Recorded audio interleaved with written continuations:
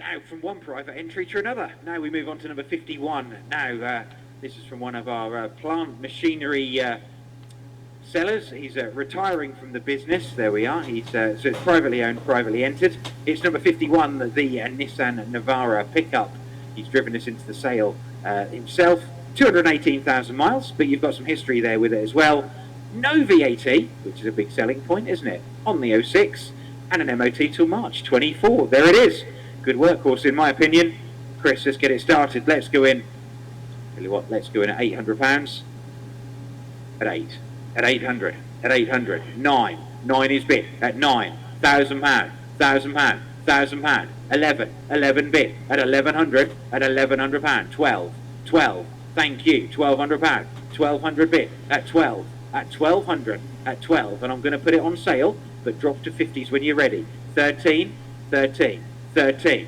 13 now. At 13. At 13. We're online at £1,300. At 13. And a 50's there if you want it. At 13. It's on sale. 50. 13.50. 13 and a half. At 13.50. 14. 14 bid. At 1400. At 14. At 14. Make no mistake. You are buying at £1,400. Oh, at 14. Shut up and put the hammer down. There. All done. At 14. Be quick if you're coming in. 14.50. 14 and a half. At 14.50 bid. At 14.50 I sell at 14.50. 15. 15. 15. Thank you. Online at 15. At £1,500. This is it this time. At 15. All done at 15. It will be if you put the hammer down. Thank you. Sold 1,500. Now that should be flipping morning to you. I am in a really good mood. And the reason I'm in a good mood is I got my Nissan Navara at long last. Anyway, and it's a bloody good one for the money, but I'm not going into how much we paid. I'm pretty sure you can figure that out from previous videos that I've been speaking about.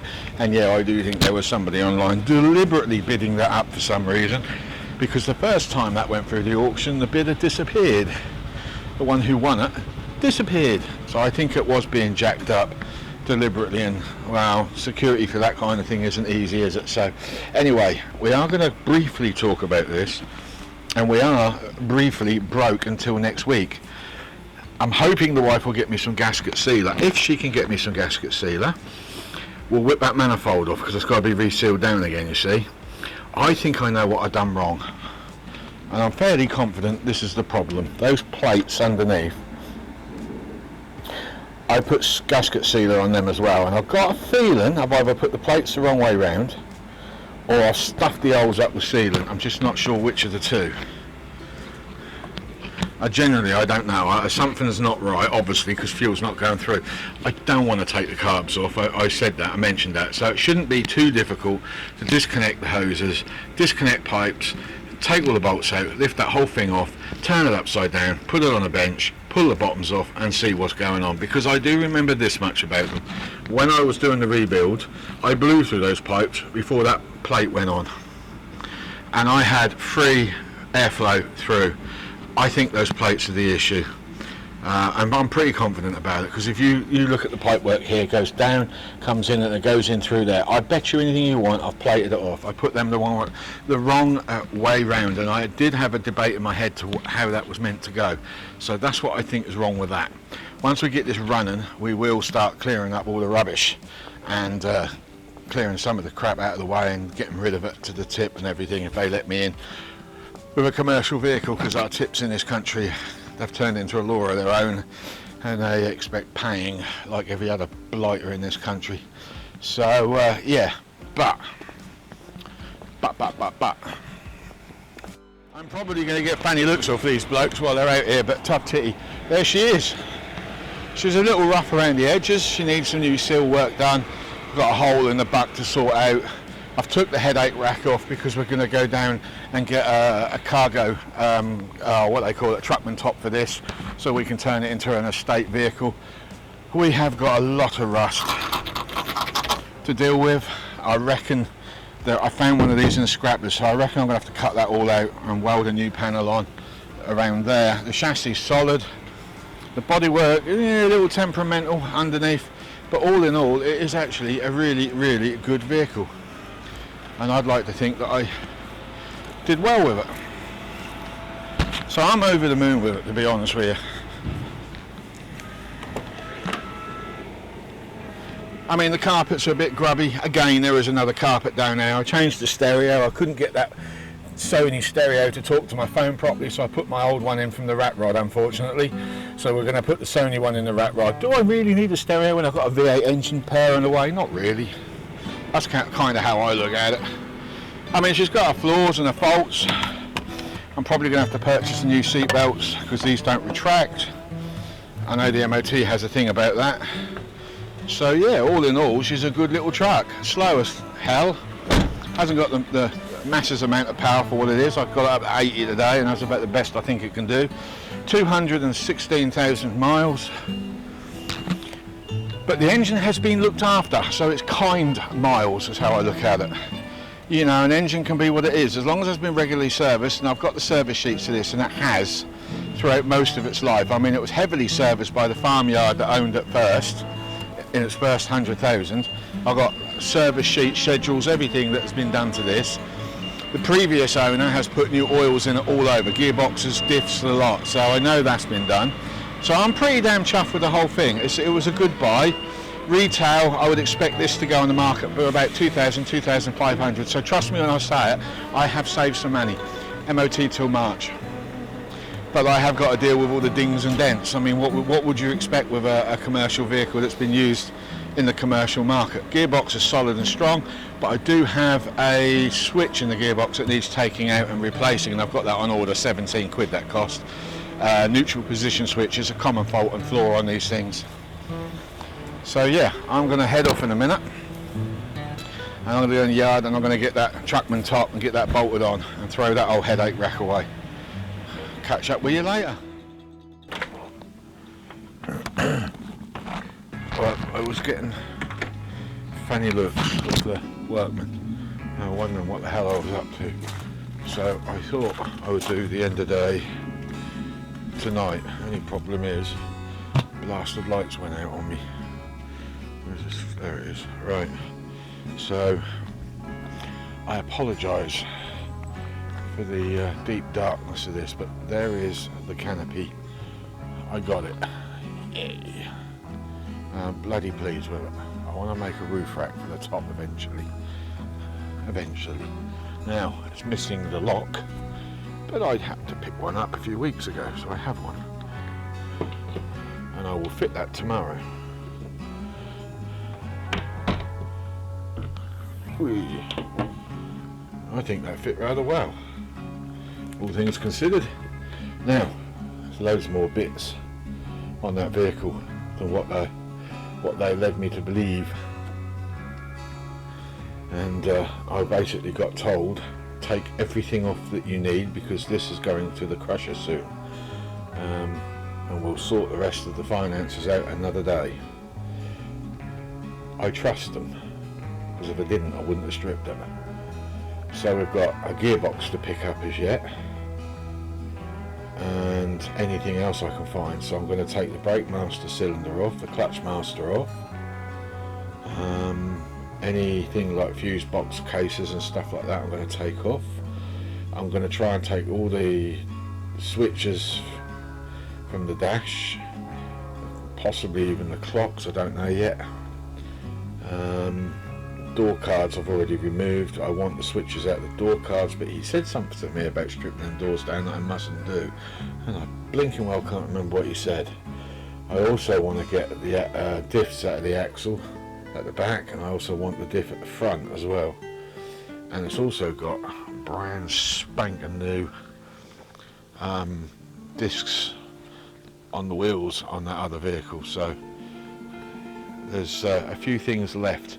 I got the tailgate as well off that truck. Now, doesn't matter which one of these two I do, they've both got dents, right? This one's got some savage dents at the back, and I'm not sure I can get them out now. I've been sort of thinking about it. I had a real shove, this did. But the thing about this one is if you look closely, rust all the way along the bottom, and it's pretty bad behind. The other one doesn't have any rust at all, but it does have a few more dents than this one, but it's the same colour, which when it comes to spraying it up will be a little bit easier. So we're going to fix the other tailgate and we're going to fit it onto here. One of the jobs I plan to do. One of the things my truck doesn't have is, you see that piece of roof down there where the screwdriver is? That is a centre light. Mine doesn't have that centre light, so I cut that bit of roof out just so I had a template, because I actually have the centre light. So that's all going in. Spare tail lights, spots full of water and no electrics. I've got something I can put in those with a bit of luck, providing the power packs are waterproof, so they're going to go on. I've got the mirrors because I live on a narrow road and people just love smashing your mirrors and driving off. They're gits for it.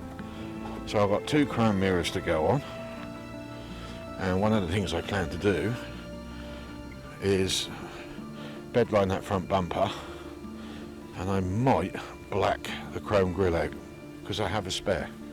So if I do ever get to the point of selling this, I can put that back on, so it'll match the mirrors. The back one is pretty shot, as you can see, but I'm going to hammer that all out, and I'm going to weld up all the rot, and I'm going to bedline that as well. And I shall take the tow hitch off if I can get it off and paint that all up, and you can see where it's laminated a bit, so I'm going to deal with that as well.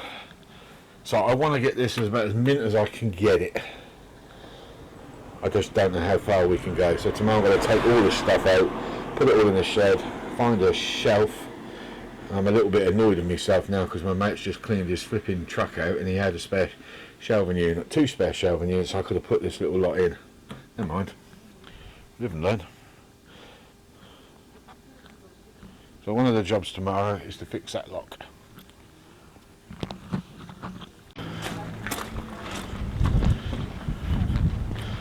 Here we go, they're all going to think I'm nuts. There you go, one handle. That locks. Unfortunately I couldn't hide the nuts. Painted it brown to match the rust. So, well, there's the tailgate, and it is in better condition because it's not rusted up underneath here, which is why I brought it back, but it is dented there, and there. A few other little dents in places, but it's nothing that I can't deal with.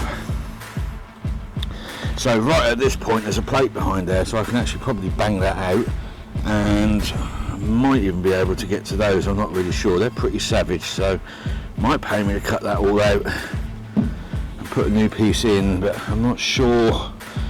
Yeah, my reputation of welding thin tin is not great, but it's a better door, and we'll repaint that blue and lacquer it, and we'll clean up any rust I do find, which there isn't much, if any.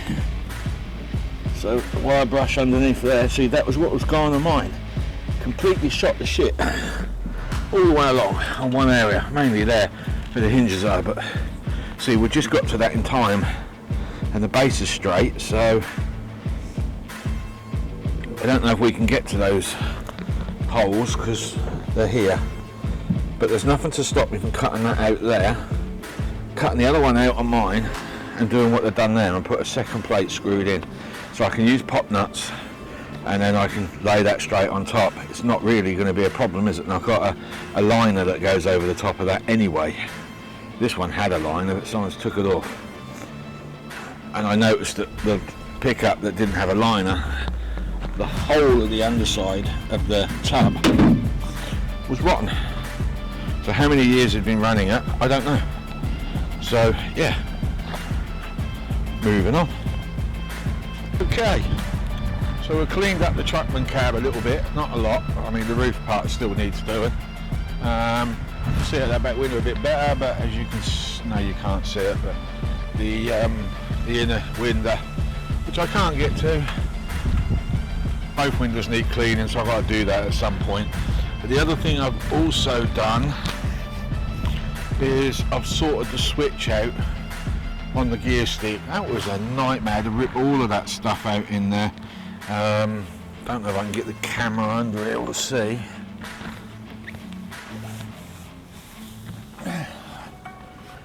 with me. Okay. The gear switch.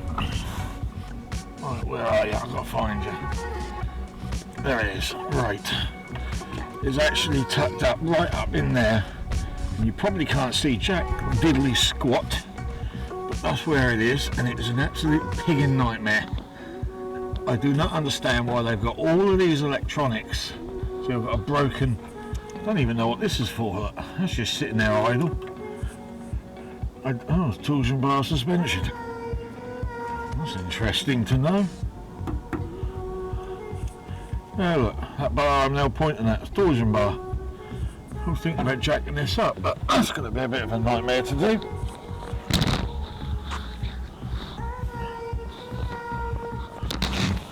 Trying not to rip my camera.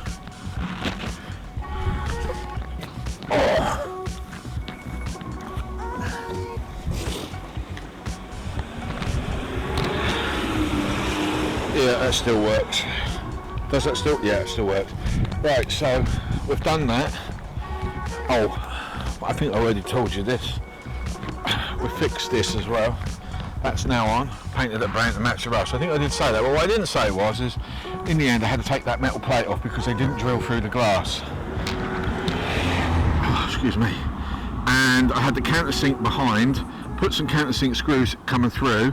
Put this piece in position and then get a grinder and grind that flat so as it sit. That is strong and it's locked, but we've still got this as an issue. And what I was thinking of doing was slicing that off there and then getting some sort of sticker to go over there, but you can see it's all scratched up anyway, so I might actually sticker the whole thing over. Some people just don't look at stuff, do they? I don't know how to polish glass. I really don't know how that. I need to get all of these off anyway.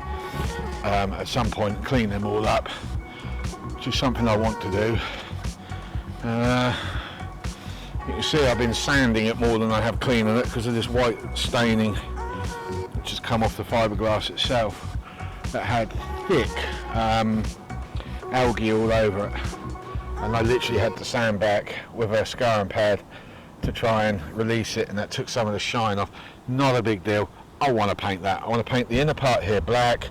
I want to do this all blue to match the rest of the bed. We're going to go down here. We meant to have gone down there today to get more bits off, but I couldn't do it.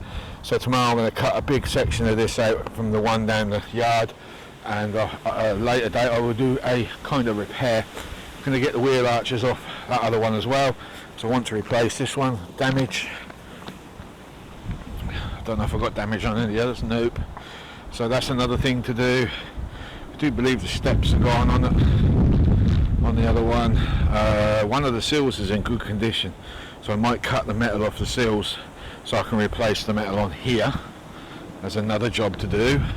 Another thing I've got to do on this particular machine is the chassis. Although it ain't blown through anywhere, if I don't sort it out now, it will.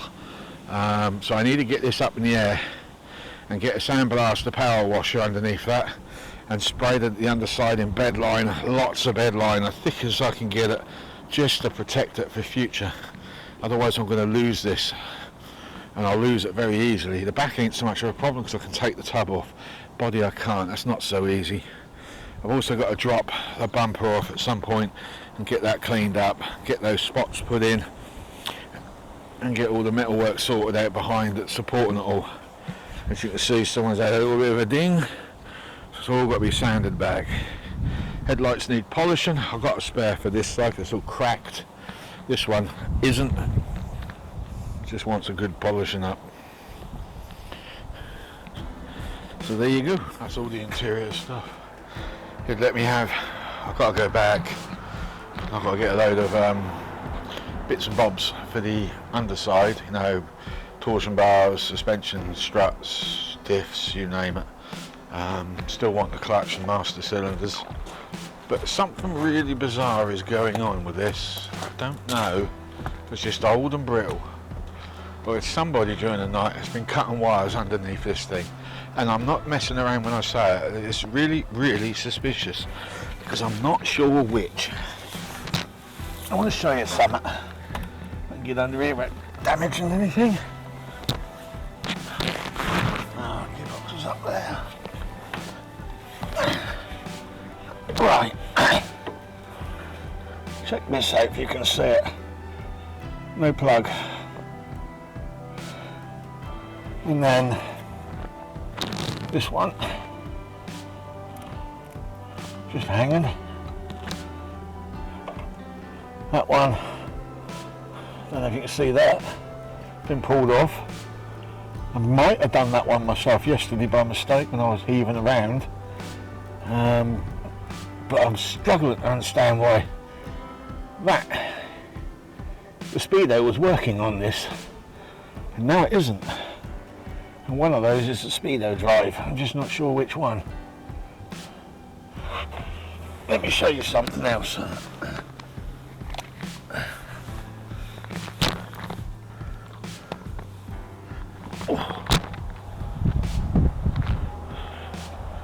Because the one thing I did bring back, if I ain't locked it, is a spare gearbox. And that one's still connected. I do believe it's this one that's been severed. This one isn't connected. It goes to a single plug up here. Both wires, look. And that's been disconnected. I seriously don't understand what's going on.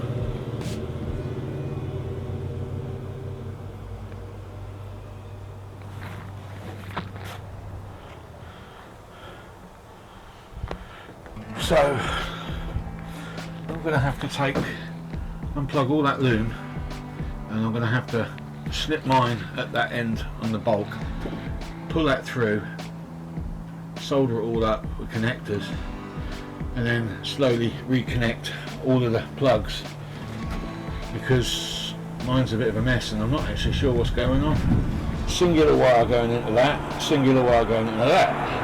That feeds back on itself, that one goes into there, and then there's another single wire. Well, I've only got one plug with a single wire on it.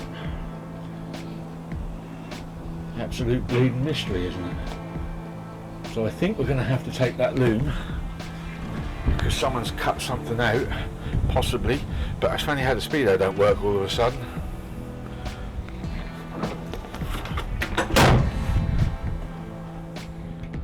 So today's update. It's Thursday. I've been trying to get the rest of these sensors under the gearbox sorted out. This is the speedo drive that came out of the car. I tested it. It's working. There's nothing wrong with it, but my speedo does not work. And I've took the other one out of the spare gearbox and I put it all in, plugged in, and it still didn't work. And the other speedo drive was working. I tested that. Turns out one of those wires had snapped off. So I've got to solder that lead in tomorrow. That's one problem that will be removed from the equation. However, we have another one. You see that hole there? Well, that's a 10mm bolt that go through that, and that snapped on me. So the thread is left in the gearbox, and these on their own are not strong enough to stay in without that bolt. So I've now got to take the speedo drive out of the other one, weld a plate to the side of it without wrecking it, hopefully. That won't be easy. Bucket of water ready, and I've got to drill a new hole in the gearbox somewhere else. There's loads of little fins coming off the side of it, so I might be lucky enough to drill a hole and put a 10mm bolt, and that will be enough to hold it in place, I hope. The only other thing I can think of is if I can get the grinder under there, I might be able to grind a slit in the screw and then WD-40 the thing and then try and wind it out that way, or weld a nut over the top. Whatever I end up doing, it's going to be a pig of a job, and I am not looking forward to it. Now, the two sensors that go on the back, which operates the lights on the dash for four-wheel drive and high and low, they're broken. Well, I say they're broken. They're not working, so I suppose they're broken. But I pulled the one out of my gearbox and I put test meter on and squeezed it in and out, and there was nothing there. And I kept on doing it, and eventually it started to respond. I think because people don't use them in four-wheel drive a lot and high and low is the reason why they don't work. They just they just corrode up inside. Oil gets inside them anyway, and they just corrode up. So I'm hoping, I mean the one on my gearbox has got broken terminal right up against the switch, so the switch is shot. But I'm hoping on the other one, actually thinking about it, there are 2 terminals that stick out. I just got to solder a new wire, so that might actually work. I suppose as a case of put it in 4-wheel drive. I'm assuming that's what the first one's for. We can try that, I suppose, take the little rubber boot off, and I might be lucky enough to clean the terminal up, solder a new wire to it. That may not need to come out, which will be a blessing, because getting that out is a nightmare anyway. You can't get an open end 19mm because they're not quite 19mm. They're a little bit smaller. They're not 18. So when you put a spanner on, they just jump over, and you need a ring spanner or a socket. Actually, I did get a ring spanner 19 on one, and that wouldn't do it either. It took a socket with the wire wedged inside to act as a gripper to get it to come undone. So, and they're not that tight, but they're tight enough that the spanner will just jump over. Anyway, look, we've got spare switches. If I keep working them, I might be able to get them working enough. Those 2 back ones are not essential. Okay, you pull the lever in, you know you're in 4-wheel drive. You just want to know that you're out of it when you push the lever back up, is what they're for. But the speedo is the most important one of the whole lot. So tomorrow we're snipping that wire, we're soldering in a new wire, we'll heat shrink it all up, put a new case over it. Hopefully that will resolve that problem, a problem of 2. But then we've got to figure out what we're going to do with the actual broken nut. And as I say, that one, there's no room under there. There's just no flaming room for. I can't get a drill in there. I've got a right angle fitting somewhere, but you've seen the mess in that shed. I ain't got a clue where that is, and I've never been that good at drilling the centres of nuts out anyway. I'm hoping though, if I do get to the point of drilling it, that you can drill right through the whole thing, because it seems to be on a lug, and I don't know if there's a hollow behind it. That's the other problem. At worst, I have another gearbox. At worst, I've got to fit it. I don't want to do that either. I was hoping to sort this out before Friday, so don't look like that's going to happen, but stay tuned anyway, just in case. You never know. Well, I thought my week was over, but flipping out. I've been underneath this thing all day.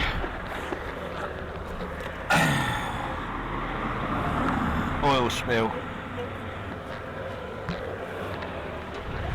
Gearbox. We had a nut that was stuck. Welded the head on. I don't know what the hell is going on with it. Because now I've got oil under there. What the hell could that be? I need to turn the thing around and have a proper ganders underneath. Bear with me. I know what it is now. That is spillage from earlier on. But that big pool, he told me that gearbox had been emptied. That rolled over when it was in the back, and I didn't clear it all up, and it's running down the rear suspension onto that bit of curb, possibly. I know there's a drip this side, and the car was spun the other way around, so it's just a question of finding it. Yeah, there we go. So I don't think it's my gearbox leaking, I think it's the old one, so I need to get all the tools out, clean them down, and throw some sawdust in there to soak up what's left. But to be honest, most of that's probably run through now anyway, and will be continuing leaking for a while yet. So yeah, we've had a lot of problems. We've got 2 sensors on the back of the gearbox that are not working properly. The loom is brittle as hell under there. Pulling plugs in and out, all that was happening was wires were snapping. All the wires were snapping. I've replaced the speedo, but I think the mile an hour is out. I think it's about 5 miles an hour out. So I'm going to have to put the speedo, my digital speedo on there and just calibrate that in my head. What else is going on? I've got 2 sensors that are not working.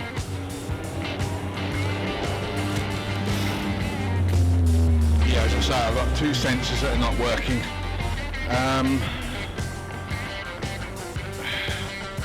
potential oil leak coming from that other Speedo, but we need to keep an eye on that, so I'll have to top that up with diff oil because it's the transfer block that's leaking. So that, looking at this one, looks like it could have its own oil in there. Oh my god, look where that oil is. Can't be it, surely. He said no oil in that, but he didn't bang that out.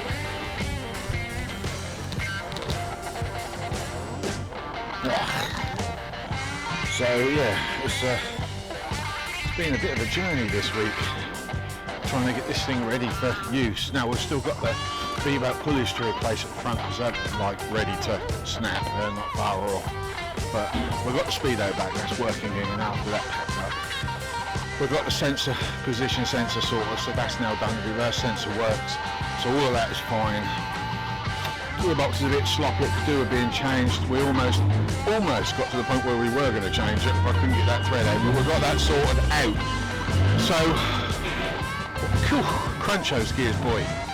So, yeah, I would say for this week we're done. I ain't doing any more. This weekend we're going to start cleaning up all the interior. We're going to take the box off and we're going to take that guard and scrub that down in front. Get all the mould off, get the windows cleaned in the back, because as you're about to see, you can't really see through that very well. So we've got to deal with that. And we've got to replace the carpet that side, passenger side, because it's got a big old stain in it. So the wife's going to give that interior a good going over, and me and the boy will take that back off, clean all that ruddy oil up, and yeah, well I'm going to climb in there in a minute. I'm going to pull all the tools out and I'm just going to get some sawdust that I've got in the shed and throw that down. Looking at the state of that masking tape, I think that can go in the bin. I don't think there's anything there that's going to be of any use. So, you've been with me this week on this epic journey of buying most of my troubles an hour over. It should be plain sailing, I hope, until something else blinking breaks on it. But I'm not discouraged at this point in time. I do very much like that little truck. I'm really pleased with it, even though I did swear yesterday when that nut snapped because it was looking like the kit box was going to have to be pulled. I was almost at the point of bodging that sensor in and putting it back up for sale and getting rid. But do you know what? No. It's okay, it works out. It's working out quite well. So we're not going to cry about it. We're just going to move on in a calm, collective fashion with a little bit of what the load of horse shit that is. Anyway, next week, because I never got a chance to do it this week, we're going to yank them carbs off. Actually, we're going to take the whole manifold off and see what I've done wrong. It's not collecting fuel in the fuel bowls. I think I put the plates on wrong underneath. So you take them off and put them on, and then we can get that running. And then once we've got that running, I think next week it's going to be a case of clean up here, start throwing stuff away that I don't want. And we've got to go in the shed because I've collected more stuff this week. As you can see, the bench is even more cluttered than it was before. So I need to get that sorted out, I need to get that sorted out, I need to get that sorted out, I need to get that sorted out before it all falls down, and ain't far from falling down now. We've got to put these Navara parts somewhere. I don't know where at the moment. We need to clean up in here. Man, my life's a mess at the moment when it comes to mess itself. So yeah, we've got a lot to do next week, but we'll concentrate on that. Tuesday I'm going to sort out those V-belts on Navara. So the Navara is another project that's going to get regularly filmed. So we've got that to do as well. I need clear benches for that. I need to punch that out, all of that lot. Still debating whether to trim that, but I didn't get any angle on the other day. Moods were high up there, and I didn't want to push my luck, so I never got any. I've got a piece, but I haven't got the piece. A piece isn't quite long enough to reach, and I don't particularly want to weld two together because it never goes well with me, and we don't have any spare steel to chop like that, for example, because I'd take off the angles that I need from something like that. We don't have anything. All we have is that sheet plate there, and all I can do is just cut several pieces of that off and bend it on my homemade bender and weld that in. So that's the only thing I can really do. The only other thing I could maybe have a go at is just reshaping that curve a bit differently. I don't have to put angle in. I can try and bring that curve, so if I cut down there and cut along there, we can maybe bend that in a little bit more so it gets a bit more clearance here, and then retrim and weld that back up so that curve is further in. We can definitely do that. I mean, we could even do that by trimming it along there, that edge, and just with some G clamps, once we've took that out, pull it down very gently. I don't need much. To be honest, I think that edge is pretty close. I mean, whoever owned it has sorted that out. I want to make a plate for that if I can work it, to hide all that foam behind, and I want to take that off, hide all of that, put the Navarre badge here, respray this, and then put some D22 decals on there, because I really do like that Trucksman cab that we've got on the back. It is so handy, but it's a bit of a palaver getting it off as well. You're probably wondering, well, how? I'll show you how. The palaver is in these little clamps. What I'd like to do is to put an angle iron on there and run some spring-loaded bolts with an eyelet coming from this through, so they lock into the eyelet. That's the way I'd like to have it.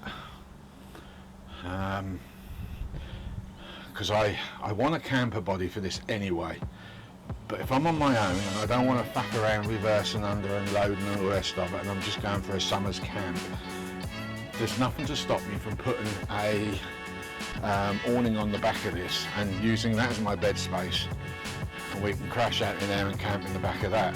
I don't do tents anymore. I'm too fat and I'm too bleeding old. My knees are too crunched up, my back isn't that great, and we just don't need it. So that's where my thoughts on this are going.